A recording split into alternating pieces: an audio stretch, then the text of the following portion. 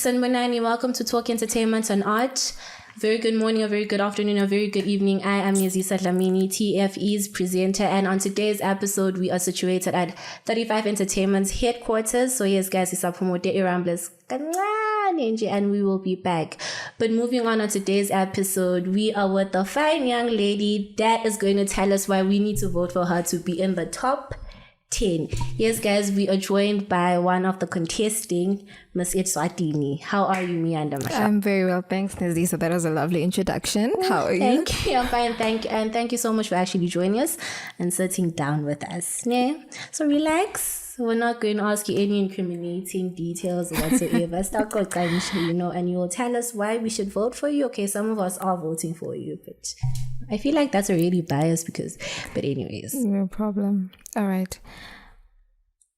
So anyways, tell us all about yourself, Okay. Hi everyone.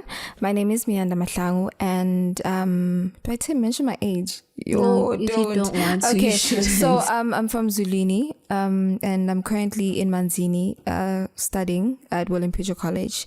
And apart from that, I've joined the Miss Eswatini contestant as part of we're currently part of the top 25.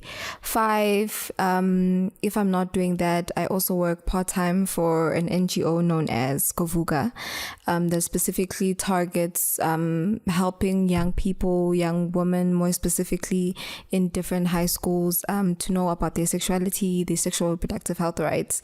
And yeah, that's pretty much all my bases. So actually, since you're also a content creator, you have a TikTok account. Oh, goodness sake. So tell us what actually made you venture into that, because you're actually really talented and your content is actually crazy. Goodness. So okay, so this is very tricky.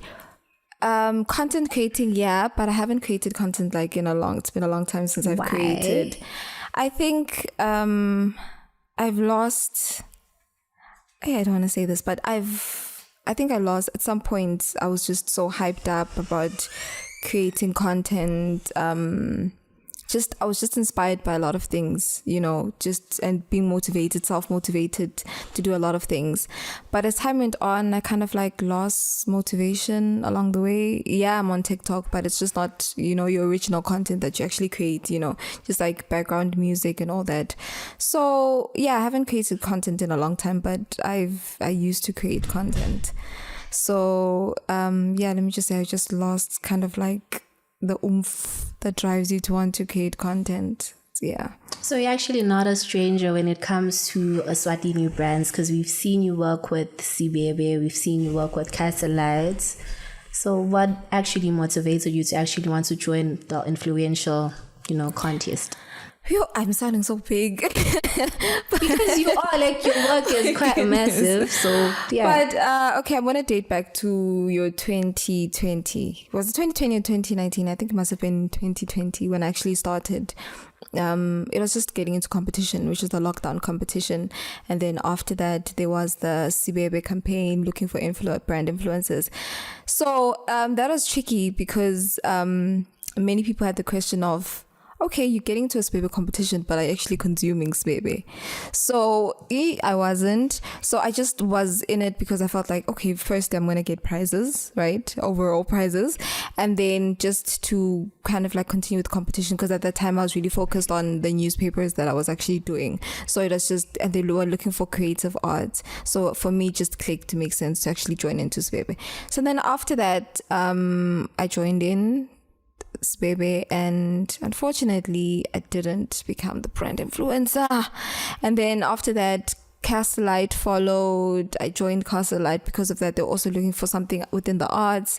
And then your EEC campaigns. So yeah, I think all of that followed, but I think the first thing that actually started was the talent show, and then all the other things on the major beer brands. It was just based on the arts. So I was dwelling more on that, and that's how I decided to just get in anything that's just going to navigate me. If it's going to require art, if it's going to boost me in some sort of way, I just joined that. So you actually spoke about art and the newspaper, and it's quite evident. We've actually seen your post. You actually do recycling and you let people wear newspaper outfits. Yeah. So what actually inspired you to do that? What, like, your first outfit, what did you just sit there and like, okay, no, I can actually make a top, I can make a dress, Yeah. What's the story? Okay, so for the newspapers, it was most things were happening in 2020, guys. Lockdown was just so there was lockdown and schools were closed, everything was just in a havoc, and we're staying at home, that point where everyone is at home, so you couldn't actually go out. There wasn't much to actually do. So I was looking at fashion. I think I was just looking fashion online. And then for some reason, my grandmother has a lot of newspapers. So I decided that it was boredom. It was just boredom. And then there was like piles of newspapers. And because I didn't have like the clothing to make it at that time to actually use to start something, I'm like, okay, let me just look for something simple, easy, that's just going to lead me to tear it at the end of the day, because I'm just doing it because I'm just trying to pass by time. And then I got the newspapers, and then I started mixing and matching, looking at the different pictures that I was checking out on Pinterest, so I was able to create the outfit. And then from there it was just a matter of posting, and then after posting I just continued with it. So do you think that since you did this, baby, you did the castle light, did the newspaper, you did the lockdown competition, has it boosted your confidence in any sort of way, or you feel like you're the same? Have you had gains, losses?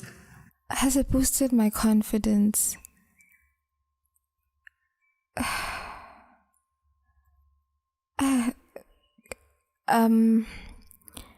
No. It, like, the expression on your face. No, I won't say it boosted my confidence, to say, because I'm really not a confident person. Like, I'm really not a confident person, and this is like people really confuse confidence with just trying a lot of things, right? So I don't have confidence, but I really like exploring different things. So, okay, confidence, no, it didn't actually boost it, because I feel as if it's just still the same, but it actually boosted me wanting to do something else, like wanting to explore a lot of things, like venture and try new things. So, yeah, confidence, no, but it has actually encouraged me to continue doing more. The tricky part, like the downfall that I'd say, with all these competitions, is it has to be like people's opinions, because when you get into the competitions and you're just trying to when you're in the spotlight on social media, you get a lot of views, you get a lot of comments from people.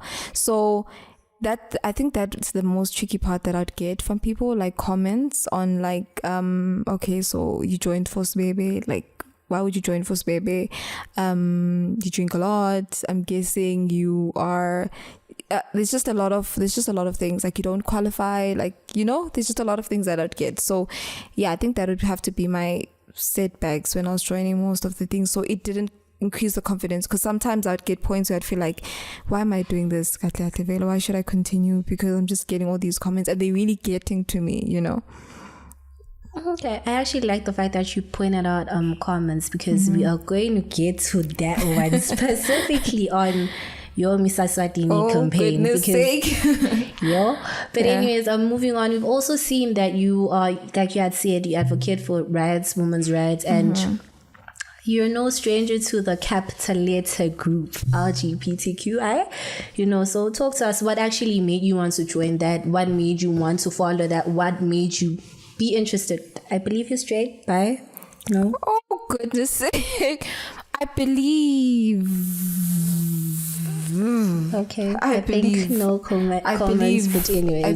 I believe. I won't say that I've actually joined. Yeah, I won't say that I've actually joined the LGBTQI++, but I do support it, but I don't believe in it. Yeah.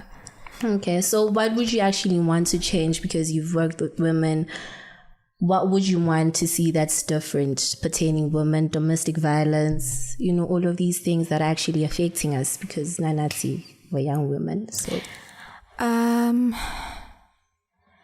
okay, let me go straight to high schools, right? Because for Kovuga, we usually get like comments from young people. Like you can comment about anything, where you want to be in the future and all the likes and whatnots.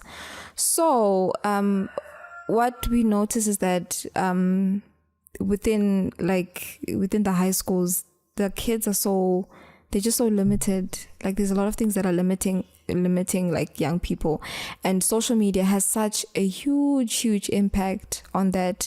Because like I think I can't say the comments, but there's someone who commented something, I can't mention it, but yeah, but it was just alongside of the comments of social media. And I feel like I think I would limit the exposure. I don't know how you'd actually do that, but I just limit the exposure for young people on the internet, especially your like exposure to what they see. I don't know how you'd be able to do that, but exposure to what they actually see, and find a way to actually contain them or like drive them to focus on things that are actually happening around them on the business side. I don't know if I'm making sense. You really are complicated, but social media, like the amount of engagement that they have on social media, most of the kids that are actually using social media, especially in high schools, they're so for the culture of going out, dressing anyhow. I don't know if you follow TikTok, but there's this feminist powers. You're not on TikTok? No. How are you not on TikTok? Why should I be on TikTok? No. But our producer is. Thank you, big up to the producer. But yeah, just to reduce the amount of content that actually people are actually following, because I feel as if that influences a lot of the mentality that the young people have. And I also feel as if also when it comes to like the mental health and whatnot, social media actually contributes to that. It does. It has a lot of information, and it has a lot of things that are helpful, but I feel as if it's just doing a lot to young people. And then for GPV, that's a bit tricky one, because I think you can try all different solutions, but they're just not going to work, because we can't do much as females to change that circumstance. But what would you want to see? I would definitely want to see more women being educated, more women in business, more women having their own kind of business that they're venturing in, more women not in relationships. Okay, Jan. Not in relationships. I don't know. I feel like okay. But I like to not, especially for no, let me not say older women. Let me just say especially for young people. Like I feel like when you're in your like 18, 20, just shy away from that. Just shy away from that, because I feel as if in these stages it's kind of like difficult. You're at a very naive stage, Nezisa. You're at a very naive stage, so I feel as if just try to kind of like avoid like relationships or situations where, because when you're at that stage, usually you don't have a lot of income, right? So it's easy for you to just get into a relationship, get someone who's going to provide you full on, and then after that, someone takes advantage of that situation. So I would like to see, I don't want to say people not dating, but just avoiding that dating period, especially in the young 20s something. Oh man, guys, Jolani. No. Wait, Miyanda, okay. Listen, right, for all not guaranteed the same opportunities. I might meet my soulmate at 11, 18, 20, 25, 30, 40, so there's really no time frame when it comes to that. People might as well do whatever that they want to do. But I feel like what you should be saying is, they shouldn't get places. Avoid being in a vulnerable state. So, this person is money, they'll take advantage of you. All of these things. That is okay, guys. But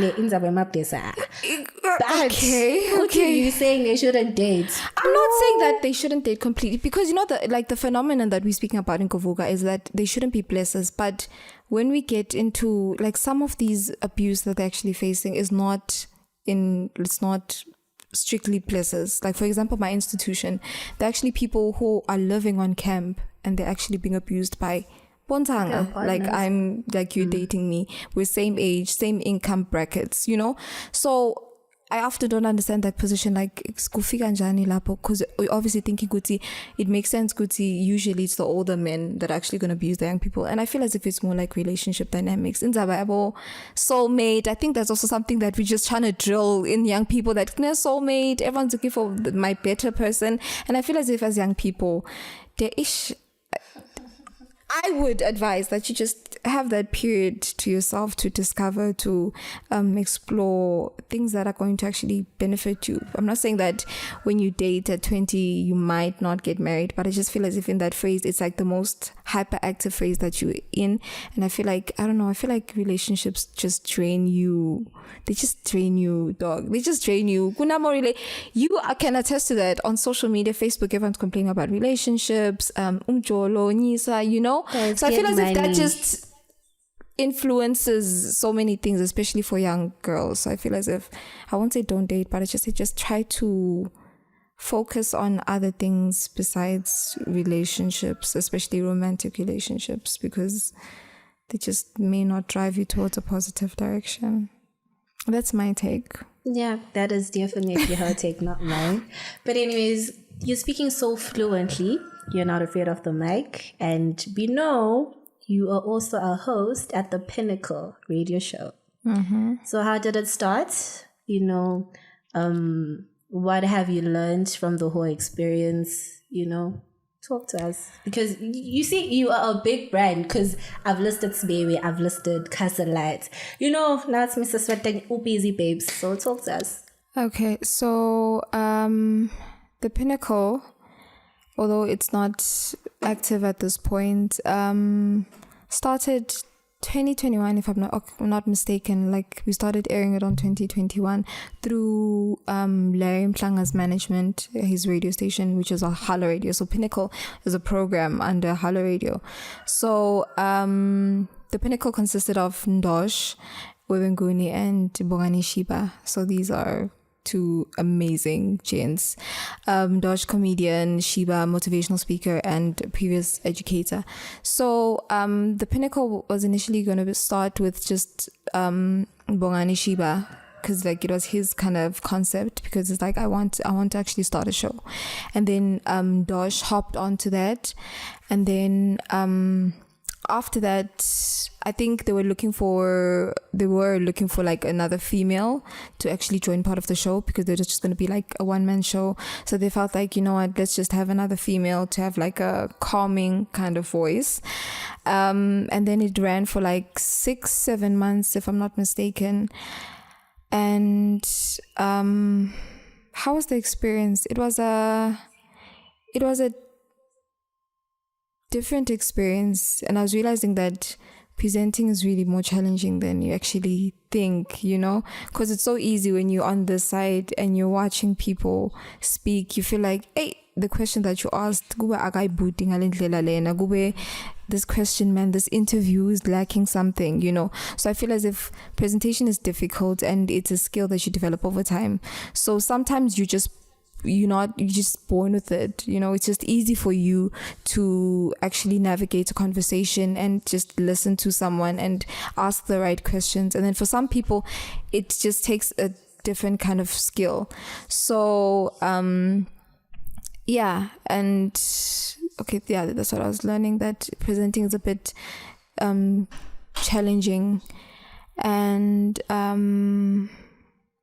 What else? And I realized that people are really, Emma Swati, are really willing to engage with things, Sometimes It's like you have a different opinion. Like they're really willing to engage with things, and they're very supportive on things, you know. Because I'm saying that are relatable. Driving back, relatable. Yeah, relatable and contradictory. But yeah, they do actually engage in that, you know, because you get a lot of things on social media that, yeah, we're not so supportive, whatnot. And very, it's difficult to support something that just doesn't seem of quality, right? So from that to the Pinnacle, I realized that, you know, people are willing to engage if you actually serve them good content, you know. It may not reach like it may not spread like, yeah, it may not spread that far, but people are really willing to engage on that. And yeah, I've been there for like a very short time, but it was an interesting experience as a co-host. So who would you say you actually enjoyed seeing on the show? And what did you learn from them? Who did I enjoy? It had to be... Okay, there's so many people. Can I choose two? Yeah, that's fine. It must have been... Frankie and what's this guy who won MTN Spotlight? I hope I pronounced Lucid. Oh, yeah, it had to be Lucid and Frankie. I think for Lucid, I just enjoyed how honest he was, you know, how upfront he was, how himself he was, you know, because it's difficult sometimes in interviews that you're having to converse to someone who feels like they need to respond in a way that like in a way that's going to please you, you know, like show a friend. So I like that about him. And then Frankie was just a vibe, honestly. She oh wait, what do I call her? I hope I don't miss it. But Frankie, let me not add a term before I just mix everything up. But here I go again. But Frankie was like she was a real, oh my goodness sake. Oh my Lord. Okay, Frankie was a vibe, very engaging. And yeah, those are the two people that I enjoyed. Oh goodness sake, I hope I'm not muted for this. So we actually have awards off late, and they're actually noticeable. And we know you were nominated for Jumbo Awards, female icon brand. Oh yeah, there was that. And how did that go? Because I'm actually happy because it seems as if you're actually getting attention. So your run on this Miss Eswatini campaign should be easy. It has to be easy, you know, because you have people that are going to nominate, because that's how it works, right? People just mention you. In the awards, yeah. For awards, they usually nominate you. And what, you actually went there, right? Yeah, I went there, but not as a nominee. Like, I didn't make it to the, what's this thing? I didn't make it as part of the nominees. I was there for something else, but I was nominated, but I didn't make it on that list. So what are the awards about? Because I'm really in the dark. I just know Kutsi. There's the Jumbo Awards. Yeah, you know. Okay, so the Jumbo Awards are similar to like your Swazi Boy Awards. Like they have different categories, like your best Makoti, what's this thing? Most creative, dun. So yeah, same concept as most of the social media awards, that you get nominated. After nomination, we're gonna come up with maybe top 10 people. After top 10 people, how you're gonna get through is just gonna be navigated on us voting for you, and then the person with the most amount of votes, eventually you end up getting the awards. Okay. Anyways, let's move on to my favorite topic. I'm curious. Eswatini. No, it's that one. So, you had actually spoken about comments, right? Okay, no, you know what? Before we get there, okay, why did you join Miss Eswatini? Why did I join? Because I wanted to make a change in... No, I'm just joking. For honesty, thank you. So why I joined Miss... Okay, firstly, I joined because I just like joining a lot of things. For me, I feel as if there's an opportunity anyway, if I don't know how to drive a truck, if I don't sing, so like that was part of the reason I felt like, okay, this is happening. And then it was more like a challenge for me. I joined Miss Eswatini because I felt like let me just try it. It's challenging. It's different compared to what the other things that I do, because this is like a pageant. This is like beauty. This is like brains. And then the other things, you just know that you're just there for the creative side of it, right? So this side, I'm like, oh, it's going to be like keep me out of my comfort zone, because it's about pageants, it's about beauty. But also I think I wanted to join it because I felt like the leadership part that I want to actually heighten about myself, I can try to do that through the pageant. You know, like I just wanted to feel like the pageant would actually help me with my leadership skills and being more on the serious side, you know, on the economic side and everything, compared to like the other contestants that I've actually joined. So it was basically just to try it out and to get me out of my comfort zone and to heighten my leadership skills, and for networking purposes, like an opportunity for me to network.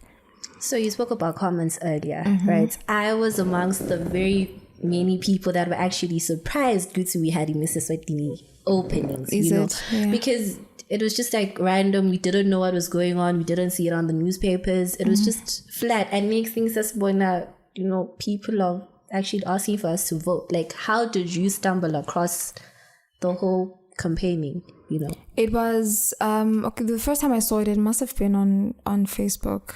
They actually had, I think, because I don't read the newspaper much, right? So I can't be specific, but probably they also had that. But on social media, it was on all social media platforms, your Instagram, your Facebook, I'm not sure about your Twitter, where they actually announced that calling for Miss Eswatini. And there was a point where they actually ended up extending the entry process, right? So yeah, I think I stumbled on it on social media, and they had an opening. I think people were just not engaged at that time, so they didn't know. I think they didn't notice that, but they did have a poster. I think they noticed only the other aspect of the whole process. But the entry was open, and then people started we submitted our videos, because they were requiring your video introduction, what's your theme, exactly what you want to do. So they had that, and then they posted it. After that, they posted more. I think they posted all of the entries actually on Instagram. They posted all of the entries, and then after that, how did they get to the top? Oh, and then after posting all the entries, they started filtering and choosing from that, like the top 35, and then that's how it followed. But yeah, they had an entry process, and they had a posting process with posting all the entry videos, and then that's how we got to the top 35, and then later on. So what have you learned so far? Because I'm assuming you guys have had workshops, probably on how to conduct yourself throughout the whole campaign, maybe even after when you finally win. So how has the process been treating you?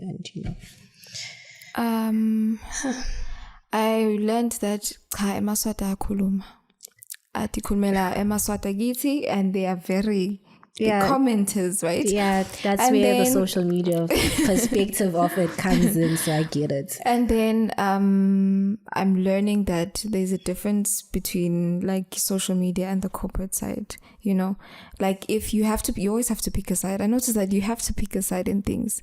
Like, for example, it's so easy for you to comment about anything or have an opinion on anything and be unfiltered if you don't have something to lose and you're not benefiting from anything. And if you want to be on the business side of something, you can't be as vocal as you want to be. So I'm learning that you have to pick a side. Good infoguti.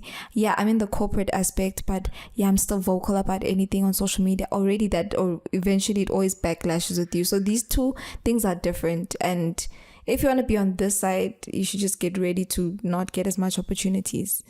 And then if you want to be on this side, this is where you're actually gaining it, right? And then I'm learning that there's more to pageants than I thought. There's more to pageants than I thought. I thought you just had to go there and pose and pose and pose. Like the side is the campaigning side. There's the financial aspect. There's the interview sections where you guys are actually going to have to say exactly what it is that you want to do. How are you going to do it? You know, we're going to pick you based on like the ideas that you have. And that is something that I didn't actually expect. Of these questions. So I'm learning that there's just more to the pageant than I actually thought. And that when you join pageant, there's you, like you, and then there's the public figure, right? And sometimes these cannot, especially the social side, cannot conflict with the pageant side, because even if you, Nezisa, you're a public figure, right? And then we know Nezisa, you cannot what you do and what you say, you have to watch what you do and what you say. And if you say something that Nezisa would say, especially in a public platform, it is going to come and bite you. So you should actually be very vigilant about what you do and what you say. And it's not fake, it's not faking, but it's just the way it is, that you have to separate these two people. Like you have to be a different person in public, and then when you have your social life, it has to be like cling to you if you're actually in like public spaces. And then I learned that it's hard to get people to vote. Yeah, it's hard to get people to vote. You know, that's what everyone says. The funny part, but the funny part, you know, because I mean, people should do things with their money, but you would rather, okay, I'm not saying that it's a must for people to vote, but people have money, honestly. People have chelete, they have money, but they just choose to vote for whatever they vote for. But, I'm also learning that Swazis have a lot of money, because when we're checking like the amount of highest votes that a person had, it was massive. It was really huge. And it was kind of confusing, because we're like, we thought that people wouldn't vote because it costs like 5 Mahlangu, like it's so expensive. But when you look at the highest, it's a different pricing. It's a different pricing. But when you look at the amount of votes, you realize that people actually are interested in that. So so far that's what I'm getting. As well.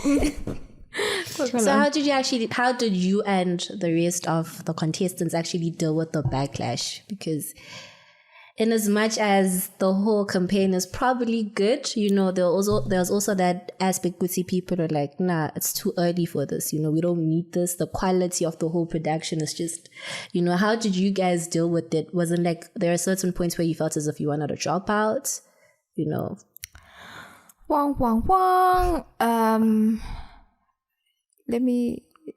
How did we deal with it? Okay, let me start with myself.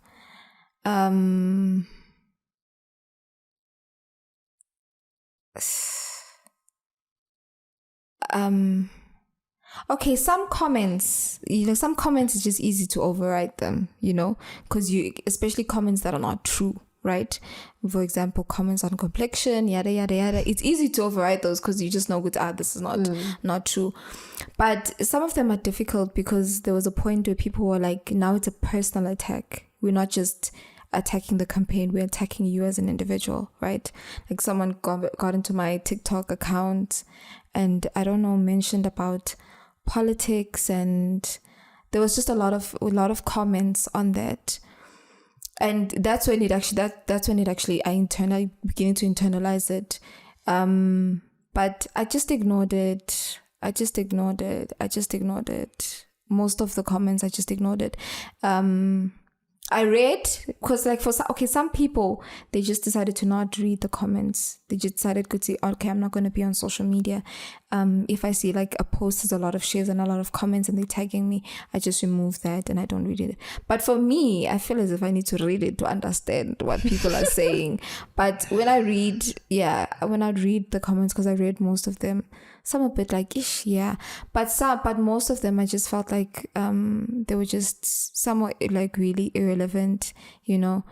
Especially, okay, I won't say the comment, but it's crazy how we want to comment. We choose the fights that we want to get involved in Eswatini, you know, like we choose what we want to say for specific things. Like personally, there was no reason for you to get into my inbox and then start talking about the whole political situation in Eswatini. Like usofuna kuma about political situation in Eswatini, and then what does that have to do with me in this context? Like personally, me, what are you saying exactly? What are you thinking that I should do in this instant? But you easily invest in other things that also contradict when it comes to the political aspect of the kingdom. But because it's this, you know, because I noticed that some people just hop on the train and just comment about stuff because and like she's and all of that. So most of them, I just read them and then I just didn't look much into it. And then for some it was really internal because they're like mentioning all their unmentionables. So in the group, what we actually did, like they have like motivation speakers that have like motivation sessions where people like would just comment on let's continue, like there's no reason to stop because we're already here, we're already far, so we can't just erase everything, right? Because people are going to talk, so let's just continue, especially if at the end of the day, like this is for like a good cause. But I feel like you shouldn't pay attention to that because meaning I always think it's maybe like the day I get trolled on socials, I'll just sit, probably not go on socials 2 days because these things eventually pass. And I'm not the only person that gets trolled. Maybe tomorrow's going to be Miyanda, the following day, you know, it's going to be busy. So it's just like, it's my time, it'll pass, but just don't pay attention, you know, just stick to your course and yeah, that's true. Yeah, not paying attention. Yeah, and I feel like also for like me, if there's something that just bothers me, I think I talk to those close to me. I think that makes it easier, you know, like to have your social circle that you mentioned, but this thing, but this one, you know, say everything that you want to say about that, and then you just move. So yeah, it was for me. It just didn't get to me deep. I don't. Negative comments don't get to me that much, you know. I don't know why they just don't get into me. Which is actually good. I don't pay much attention to it. Yeah. So we've moved from the top 35 to top 25. 25, yeah. And then now we're moving to top 10. Yeah. So the time span in between, like how long should it take for you to actually get to knowing if you're in the top 10 or not? Because I think you guys have been voting for a week. Or 2 weeks? It's a week, voting for a week. So, top 35. We had top 35, I think it was like a month ago. And then there were 2 sections where that gets you to the next level, which is like the voting part has its own percentage, and then there's the interview part of the contest. Like the panel is gonna ask you certain interviews, and then you're gonna be scored according to that. So from top 35 we had the interview, and then we had the votes, and then now we're at top 25. At top 25, we're also going to have votes, and we're going to have interviews, and then that's going to take you to top 10.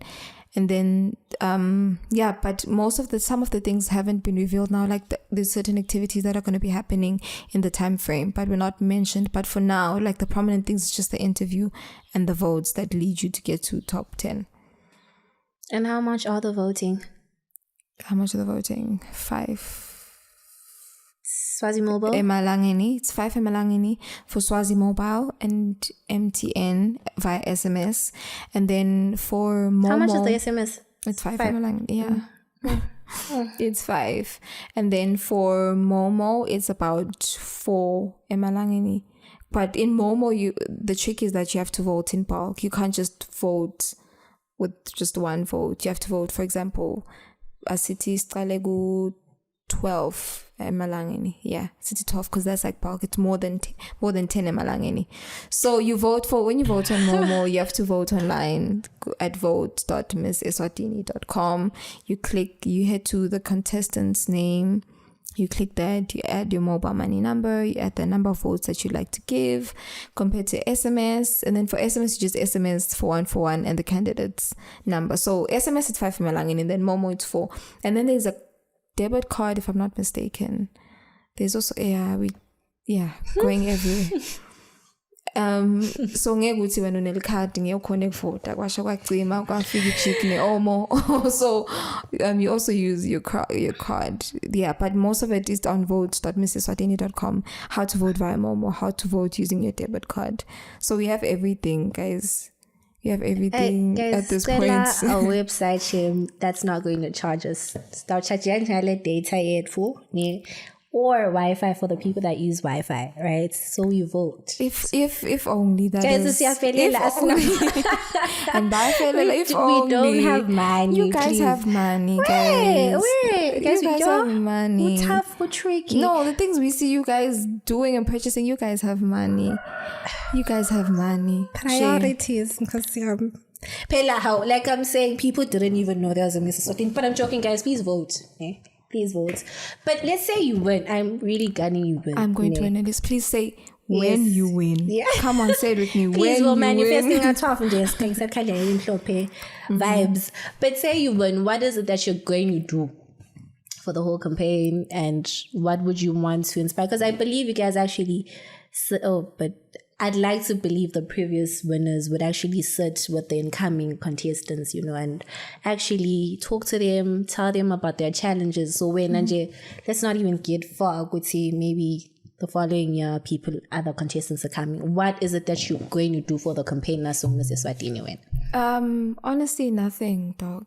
Hi, bro. Like, I can't do anything for like anyone, because like I must just win and just get my bag. And just continue because I've invested too much to help you. I'm sorry, people, to like help you guys. Like, no, dog, I'm a team for this votes. So I'm not gonna lie and say I'm gonna do whatnot. I'm just gonna chow the money and spend it. I will not when not when your post was I know. So she had promised with you that at least fuel.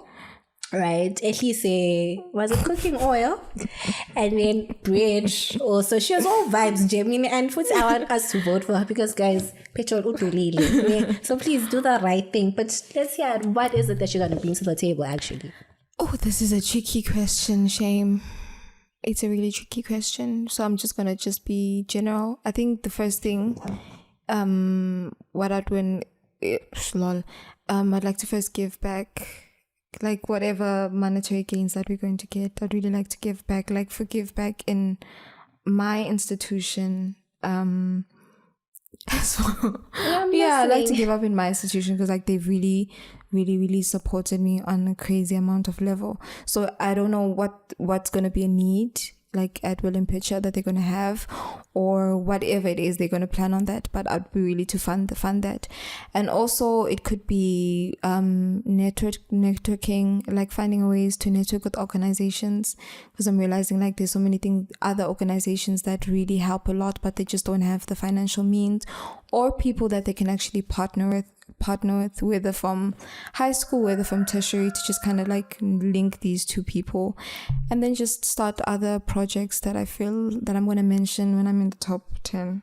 Please please put me on. So yeah.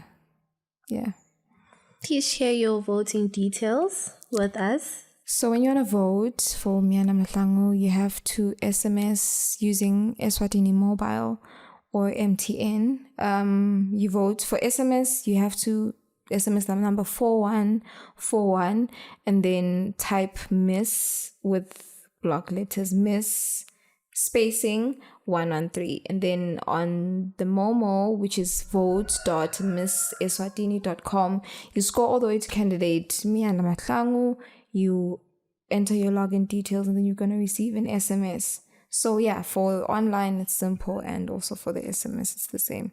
So guys, in Vile, we literally have all the same because I think voting lines close on the 17th. Yeah, 17th of October. Voting lines are officially closed. So yes, guys, this brings us to the end of our episode. Thank you very, very much. Please don't forget to like, subscribe to TFE, and also turn on your notification. And as for Miss Miyanda, to encourage us, one man. No, guys.